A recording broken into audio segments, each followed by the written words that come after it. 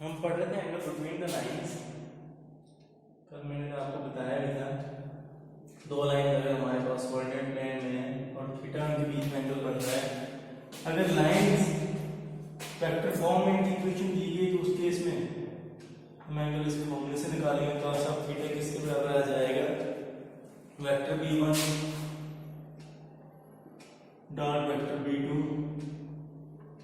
Divide by magnitude of b1 into magnitude of b2 का whole mod. इसमें b1 b2 ये क्या है, ये पैरेलल वेक्टर्स हो गए, जो पैरेलल वेक्टर्स आएंगे और कार्टेशियन फॉर्म में दी गई है, ये आई वेक्टर फॉर्म, ये कार्टेशियन फॉर्म में अगर लाइंस की इक्वेशन दी गई तो उस केस में हमारे पास equation angle between the line इस फॉर्मूले से निकालेंगे a1 a2 plus b1 b2 plus c1 c2 divide by root of a1 square plus b1 square plus c1 का square into root of a2 square plus b2 का square plus c2 का square.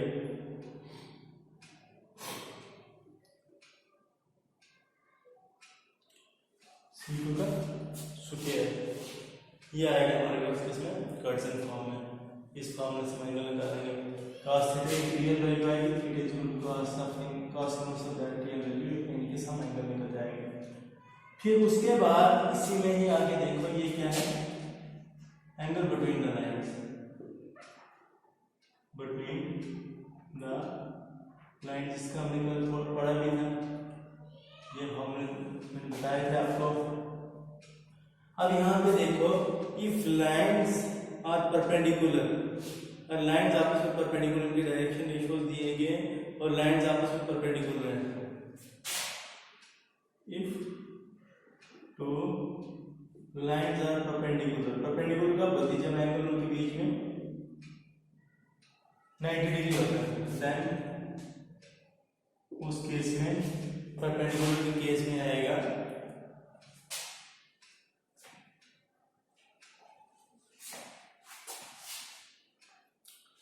ये लिखो, two lines are perpendicular, two lines are perpendicular if, दो lines perpendicular हो गई angle उनके बीच में 90 डिग्री कब आएगा, if a1 a2 plus b1 b2 plus c1 c2 is equal to 0।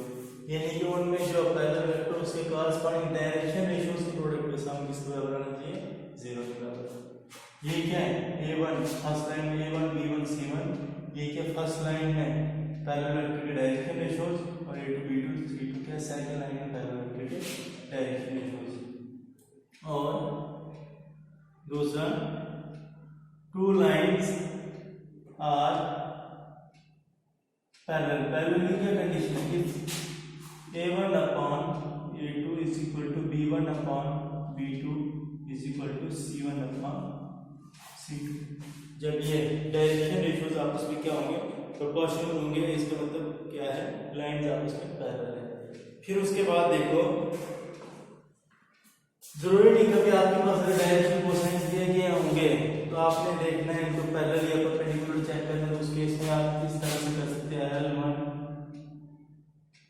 L2 plus M1 M2 plus N1 N2 equal to 0। इसका मतलब क्या है, परपेंडिकुलर। डायरेक्शन रेशियोज भी चेक कर सकते हो, सॉरी डायरेक्शन कोसाइंस में भी, और L1 upon L2 M1 upon M2 N1 upon N2 ये तीन इक्वल होंगे, इसका मतलब क्या होगी, पैरेलल, लाइंस पैरेलल होगी। नेक्स्ट देखो, ये थी पैरेलल और परपेंडिकुलर की condition. Distance between two lines हम पढ़ेंगे नेक्स्ट टॉपिक, दो लाइंस की डिस्टेंस कैसे फाइंड करते हैं।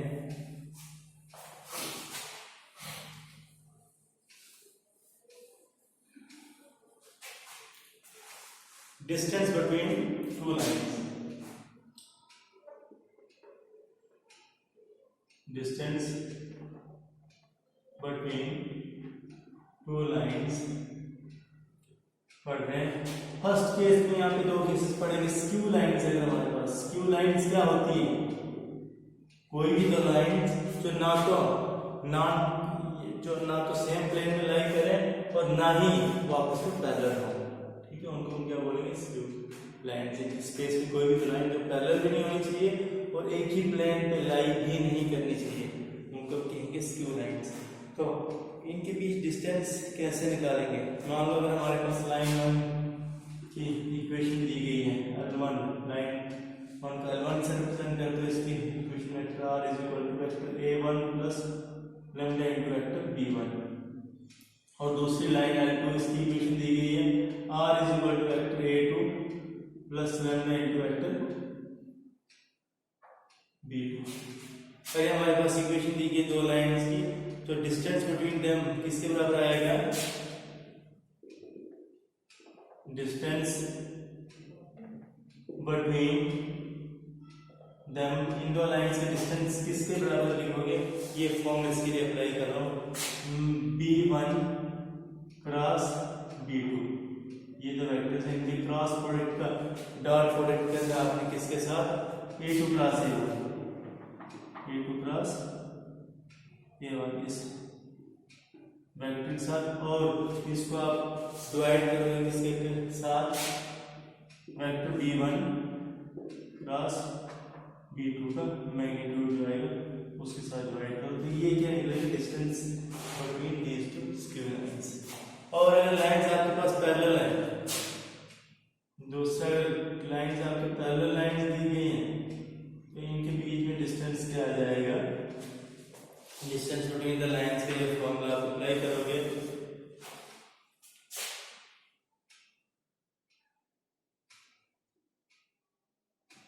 डिस्टेंस किसके बराबर आ जाएगा उस केस में? ये आ जाएगा वेक्टर B। उस केस में एक ही वेक्टर आएगा, पैरेलल, जब लाइंस पैरेलल होती है उस केस में उनकी इक्वेशन किस फॉर्म में आती है? उसमें जो पैरेलल वेक्टर वो सेम ही होता है। जब लाइंस पैरेलल होती है इक्वेशन इस फॉर्म में आएगी। मान लो लाइन L1 है, इसकी इक्वेशन आएगी vector R is equal to vector A1 plus lambda into vector B, और vector L2 vector R is equal to vector A2 plus lambda into vector B। इस तरह से लाइन होगी, इसमें वेक्टर सेम ही रहेगा, ठीक है। तो डिस्टेंस बिटवीन देम किसके बराबर आएगा? इस केस में distance between them these two lines is equal to vector B, इसका डॉट प्रोडक्ट करना हमने किसके साथ? A2 minus A1, sorry cross product करना है vector A2 minus vector A1 के साथ, और इसका डिवाइड करेंगे हम किसके साथ? B के मैग्नीट्यूड के साथ, वेक्टर B के मैग्नीट्यूड के साथ। ये फॉर्मूला रहेगा distance between two parallel lines का फॉर्मूला। तो नेक्स्ट इसी के बेसिस पे देखो एक्सरसाइज 11.2 सॉल्व करते हैं। इसमें हमारे पास फर्स्ट क्वेश्चन में 3 लाइंस दी गई, इनके डायरेक्शन कोसाइंस दिए गए हैं, हमने शो करनी है आपस में म्यूचुअली परपेंडिकुलर लाइंस हैं। तो मैं lines L1 L2 L3 select करता हूं।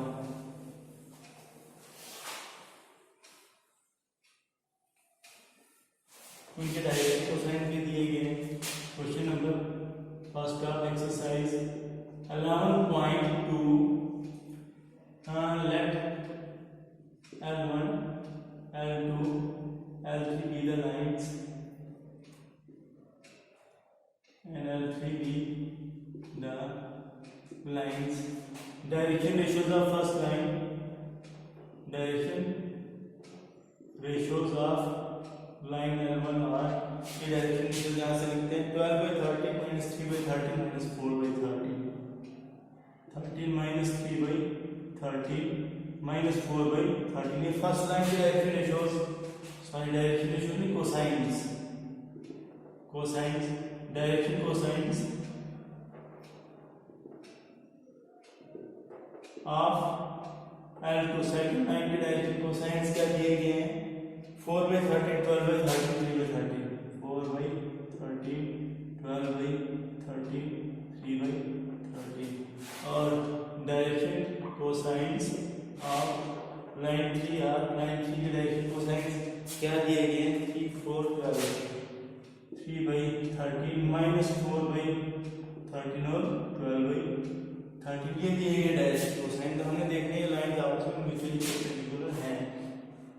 Now line L1 is perpendicular to L2, ये लाइन L1 L2 के परपेंडिकुलर कब होगी? इफ जब कॉरस्पॉन्डिंग डायरेक्शन कोसाइंस, इनकी जो कॉरस्पॉन्डिंग डायरेक्शन और कोसाइन इनके प्रोडक्ट का सम 0 है, that is 12/13 into 4/13 plus -3/13 into 12/13 plus ये -4/13 इंटू 3/13। इस केस के साथ इनका सम इज इक्वल टू 0 के बराबर आ जाएगा। कौन सा फॉर्मूला यूज किया? Using L1 L2 plus M1 M2 plus N1 N2 is equal to 0। यह हमने फॉर्मूला अप्लाई किया और ये किसके बराबर आता है?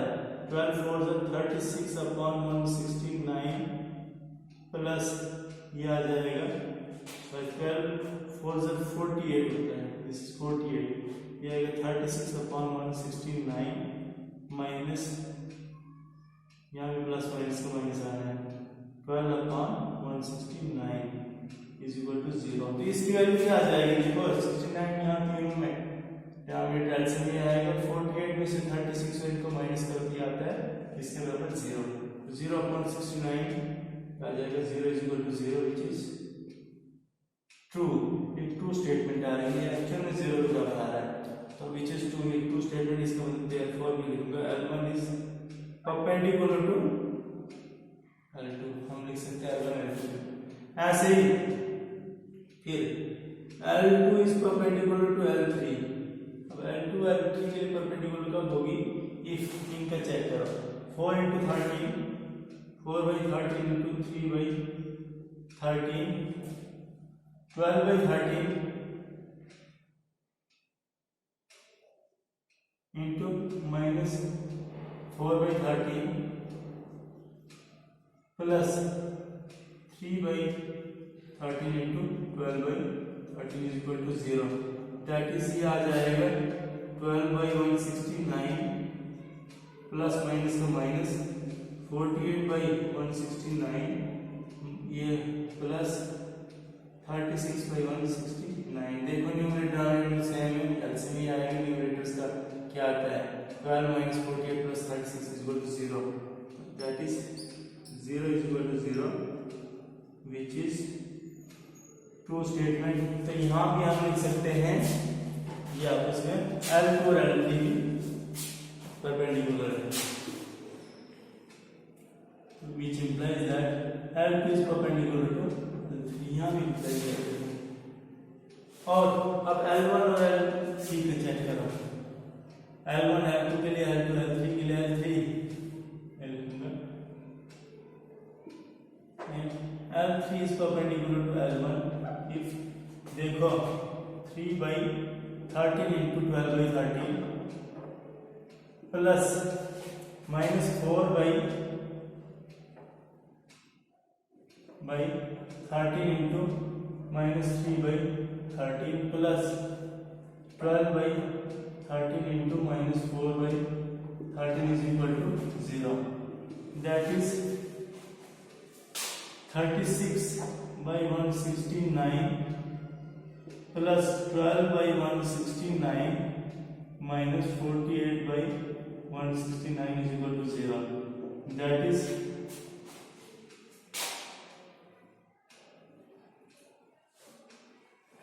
यहां से क्या आ जाएगा? 0 is equal to 0 which is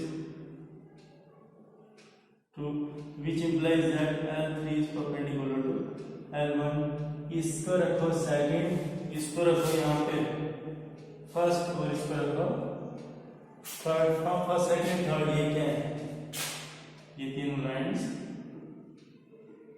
second and third we get L1 L2 are mutually perpendicular to L1 L2 and L3 are mutually perpendicular to each other। ये एक दूसरे के लिए म्यूचुअली परपेंडिकुलर है आपस में, ये एक दूसरे के परपेंडिकुलर लाइंस हैं। नेक्स्ट देखो, show that the line through the point 1 -1 2 and 3 4 -2 is perpendicular to the line through the point 0 3 2 and 3 5 6। तो सबसे पहले पॉइंट जो है सी सिलेक्ट करते हैं, चार पॉइंट्स हैं। फर्स्ट टू पॉइंट्स के थ्रू जो लाइन है वो परपेंडिकुलर है, लास्ट टू पॉइंट के थ्रू जो लाइन है उसके लिए। ये सेकंड और थर्ड में से एक क्वेश्चन सॉल्व करता हूं मैं, थर्ड सॉल्व करता हूं, सेकंड आप खुद निकाल लो। सेकंड में परपेंडिकुलर शो करना, थर्ड में पैरेलल शो करना। परपेंडिकुलर तो थोड़ा कंसेप्ट आपने यहाँ भी पढ़ा, इसमें डायरेक्शन रेशियोज निकाल रहे होंगे। परपेंडिकुलर की कंडीशन है क्या, a1 a2 + b1 b2 + c1 c2 0 आना चाहिए, और पैरेलल के लिए a1/a2 b1/b2 c1/c2 प्रोपोर्शनल होना चाहिए। मैं थर्ड क्वेश्चन सॉल्व करता हूं। क्वेश्चन नंबर थर्ड देखो, let the given points are, given points are, first point is A, और इसके कोऑर्डिनेट्स क्या दिए गए हैं, पॉइंट ए के कोऑर्डिनेट्स हैं 4 7 8 2 3 4 4 7 8, बी के 2 3 4, सी के क्या है कोऑर्डिनेट्स -1 -2 1 -1 -2 1, एंड डी के कोऑर्डिनेट्स दिए गए हैं पॉइंट डी के 1 to 5 1 2 and 5। इन दो पॉइंट्स के थ्रू जो लाइन पास कर रही है वो नेक्स्ट टू पॉइंट्स के थ्रू जो लाइन है उसके पैरेलल शो करनी होगी। तो इसके लिए डायरेक्शन रेशियोज आती है, फर्स्ट टू पॉइंट्स से जो लाइन पास कर रही है तो उसके लिए डायरेक्शन रेशियोज फाइंड करते हैं। डायरेक्शन रेशियोज ऑफ AB जो लाइन है इसके डायरेक्शन रेशियोज क्या आएंगे, देखो कॉरस्पॉन्डिंग कोऑर्डिनेट्स का डिफरेंस क्या होता है, डायरेक्शन रेशियोज होते हैं। 4 - 2 पहला डायरेक्शन रेशियो, 7 - 3 और 8 - 4, दैट इज क्या है ये 4 - 2 किसके बराबर आता है 2, यहाँ से 4 और यहाँ से भी 4, ये इसके direction ratio. Direction ratios of CDR, दूसरे लाइन CD के डायरेक्शन रेशियोज क्या है -1 आगे 1 है, फिर दूसरा आएगा -2 में से कैंसिल माइनस करो, आगे इसका y कोऑर्डिनेट -2 को, और 1 - 5, दैट इज ये क्या आएगा -2 -4 एंड -4। तो here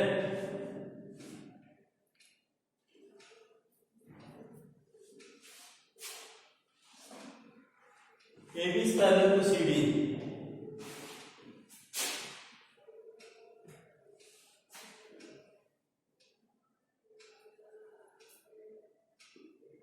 Now AB is parallel to CD. If AB CD के लिए पैरेलल कब होगा, जब हमारे पास एक कॉरस्पॉन्डिंग क्या है direction 2/-2 is equal to 4/-4 is equal to 4/-4। ये क्या आता है -1 के equal, which is equal to, ये आपस में इक्वल होंगे, विच इज ट्रू। ये जब आपस में इक्वल होंगे तो इसको तो लाइंस पैरेलल होंगी। तो इसमें कौन से हम यूज कर रहे हैं, using A1/A2 is equal to B1/B2 is equal to C1/C2, ये आपस में इक्वल होंगे। तो ये लाइन आपस में जब ये आपस में इक्वल होंगे, दिस इज ट्रू, ये एक्चुअल में इक्वल है। तो मैं इसमें therefore AB is parallel to CD। इस तरफ सेकंड क्वेश्चन देखोगे तो परपेंडिकुलर की कंडीशन यहाँ पे अप्लाई करोगे। नेक्स्ट देखो फोर्थ क्वेश्चन में, equation of the line which pass through the point 1 to 3 and is parallel to the vector 3i + 2j - 2k। इसके लिए हमने कंडीशन पढ़ी थी, equation of the line pass through a given point and parallel to a given vector. तो जो given point है इसका हम पोजीशन वेक्टर लेते हैं, और गिवन वेक्टर हमारे पास ऑलरेडी दिया गया है, ये है पैरेलल वेक्टर। तो गिवन पॉइंट के पोजीशन वेक्टर को हम वेक्टर A लेते हैं, और जो हमारे पास पैरेलल वेक्टर इसको हम वेक्टर B लेते हैं। तो लाइन की पोजीशन क्या आती है, R = vector a plus lambda into vector B.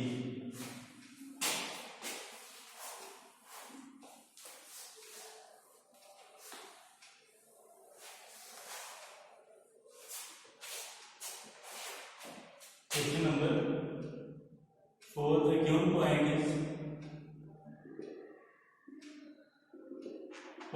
is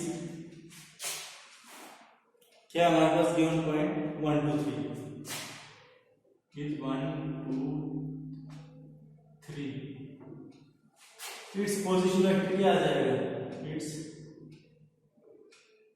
position vector A से नोट करेंगे इस पोजीशन वेक्टर को, वेक्टर ए से नोट करते हुए आएगा i plus 2j plus 3k। Also parallel vector को हम वेक्टर बी से नोट करते हैं, किसके बराबर दिया गया है, ये है 3i plus 2j minus 2k, 3i plus 2j minus 2k equal, therefore equation of the line is, क्या है equation of the line, vector r is equal to vector a plus lambda into vector b। r में लिखूंगा vector r is equal to vector, ऐसे ही vector a की जगह में लिखूंगा i plus 2j plus 3k plus lambda into vector b की जगह में लिखूंगा 3i plus 2j minus 2k। ये equation of the line.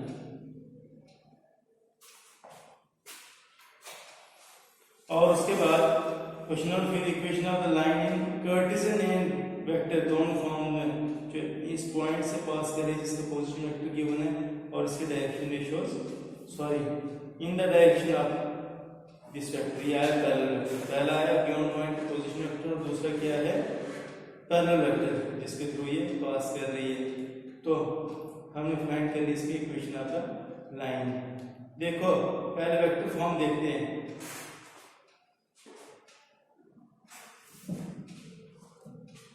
Question number 5 यहीं से शुरू करते हैं। फिफ्थ क्वेश्चन में वी हैव हियर जो गिवन पॉइंट का पोजीशन वेक्टर वो किसके द्वारा दिया गया है, is equal to,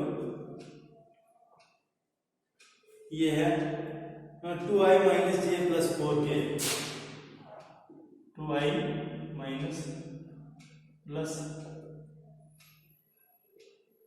j minus 4k, ये हमारे पास आया गिवन पॉइंट का पोजीशन वेक्टर।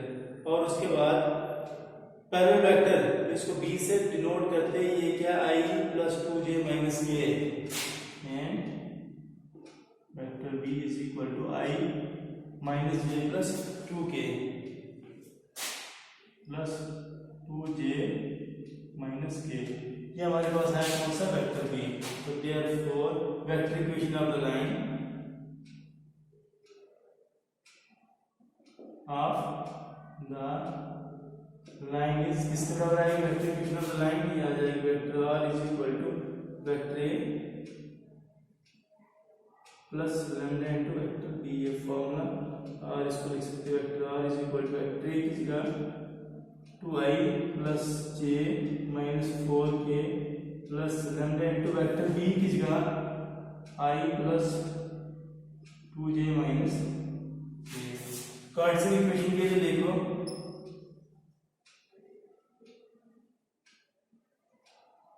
कार्टेशियन इक्वेशन के लिए position vector vector b find करो और इसमें और इसका गिवन पॉइंट का पोजीशन वेक्टर क्या है, the point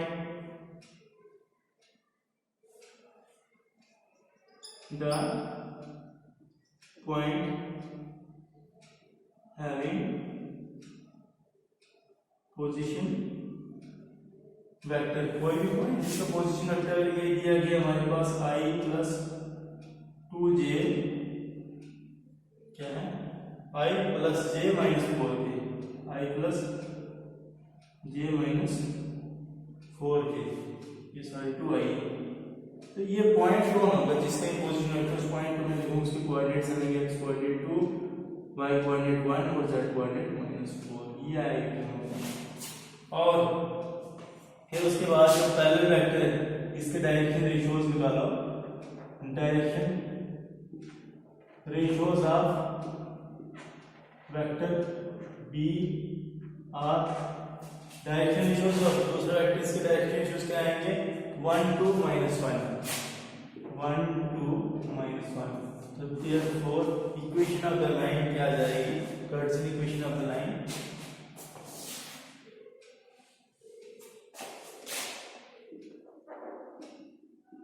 कर्टसन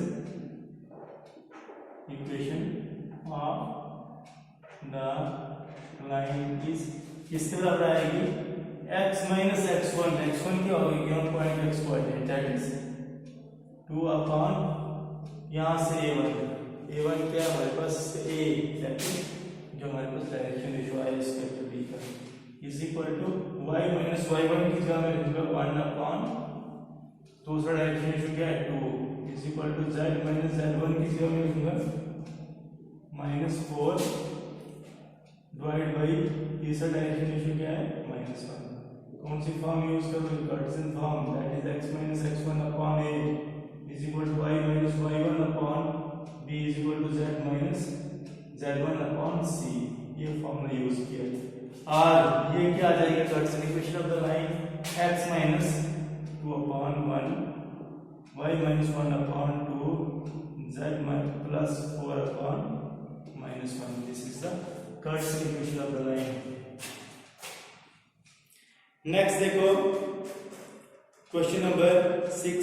Find the Curt's equation of the line which passes through the point and parallel to the given line. इस लाइन के पैरेलल है और इस पॉइंट से पास कर रही है। हमें कौन सी इक्वेशन फाइंड करनी है Curt's equation. The given point is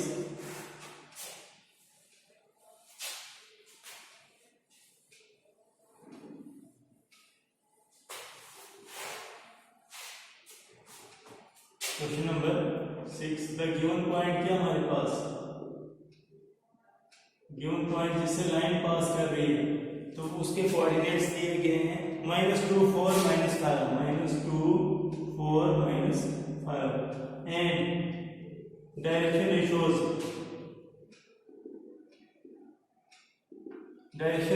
जो पैरेलल लाइन है इसके उसके डायरेक्शन रेशियोज क्या है direction ratios of the parallel line और जो इसके पैरेलल लाइन है उसके डायरेक्शन रेशियोज क्या है 3 5 6 3 5 और 6 इसके डायरेक्शन रेशियोज है। Therefore equation of the line कौन सी इक्वेशन यहां पे Cartesian equation of the line is Cartesian equation of the line is इस लाइन की कर्ट्स इक्वेशन क्या आएगी x minus x1 क्या है यहाँ पे -2 अपॉन 3 यहाँ से इसका डायरेक्शन रेशियो फिर y minus y coordinate upon यहाँ से 5 z minus z1 की जगह -5 अपॉन 6 दैट इज ये किसके बराबर आएगा x plus 2 upon 3 y minus 4 upon 5 z plus 5 upon 6। इसमें कौन सी फॉर्म यूज की वही जो पिछले वाले क्वेश्चन में यूज की x minus x1 upon a y minus y1 upon b z minus z1 upon c। और नेक्स्ट देखो क्वेश्चन नंबर 7 में कर्टसन इक्वेशन दी गई लाइन की इसकी वेक्टर इक्वेशन लिखो तो आप इसी को कंपेयर करो। क्वेश्चन नंबर 7 में क्या करोगे इसको कंपेयर करो इक्वेशन ये क्या दी गई हमारे पास मैं देता हूं इसका प्रॉपर्ली करना x minus 5 upon 3 is equal to y plus 4 upon 7 is equal to z minus 6 upon 2। Compare करो इसको जनरल फॉर्म के साथ compare it with x minus a upon x minus x1 upon a is equal to y minus y1 upon b is equal to z minus z1 upon c के साथ इसको compare करने पे x1 की value क्या आती है 5 y1 की वैल्यू क्या आ जाएगी -4 z1 की वैल्यू क्या आ जाएगी 6 के इक्वल, ये निकली इसकी वैल्यू x y और z की, x1 y1 z1 ये गिवन पॉइंट के कोऑर्डिनेट्स होते हैं। और उसके बाद a की वैल्यू क्या आ जाएगी, इसके डायरेक्शन रेशियो 3, b की वैल्यू क्या है 7, c की वैल्यू क्या है यहाँ से 2, तो विच इंप्लाइज दैट वेक्टर a किसके बराबर आ जाएगा, इसका पोजीशन वेक्टर गिवन पॉइंट को होगा 5y minus 4j plus 6k, और वेक्टर भी पैरेलल वेक्टर क्या होगा, इन डायरेक्शन रेशियो से 3i plus 7j plus 2k, यह है हमारे पास पैरेलल वेक्टर। तो हम क्या करेंगे, देखो इसकी इक्वेशन वेक्टर फॉर्म में vector R is equal to vector a plus lambda into vector b लिखो, ये b की वैल्यू से सब्स्टिट्यूट करना, आगे सॉल्व करो। क्वेश्चन नंबर 8 और 9 सेम है, मैं 8 क्वेश्चन सॉल्व करता हूँ। क्वेश्चन नंबर 9 आप खुद देखोगे, find the vector and Cartesian equation of the line that passes through the origin at this point. तो एक पॉइंट ओरिजिन और दूसरा पॉइंट क्या है, ये इसकी वेक्टर और कार्टेशियन इक्वेशन निकली। वेक्टर इक्वेशन के लिए हम इन दोनों के पोजीशन वेक्टर्स निकालते हैं।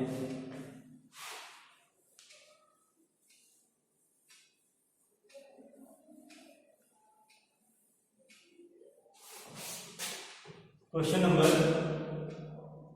8, तो वेक्टर फॉर्म के लिए वेक्टर इक्वेशन हम दे दें, वो क्या आ जाएगी,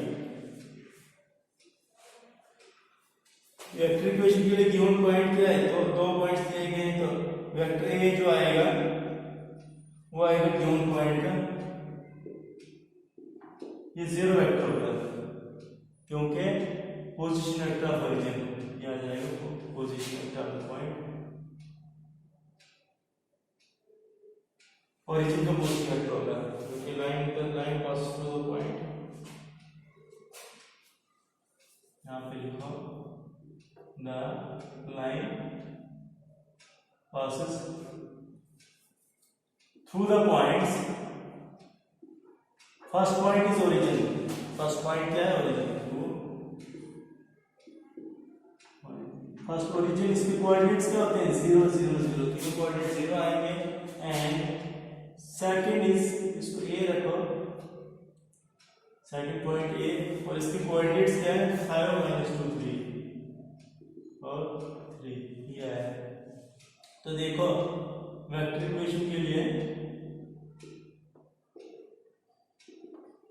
वेक्टर इक्वेशन के लिए वेक्टर a किसके बराबर आएगा, ओरिजिन का position vector that is 0 vector, and vector b क्या होगा, जो दूसरा पॉइंट है इसका position vector that is 5i minus 2j plus 3k। तो देयरफॉर इक्वेशन क्या आएगी, equation of the line is किसके बराबर होगी, equation of the line vector r is equal to इसकी जो 2 पॉइंट से जो कोई लाइन पास करे उसकी इक्वेशन की वेक्टर फॉर्म क्या थी, vector a plus lambda into b minus vector a, r is equal to vector a plus lambda into vector b minus,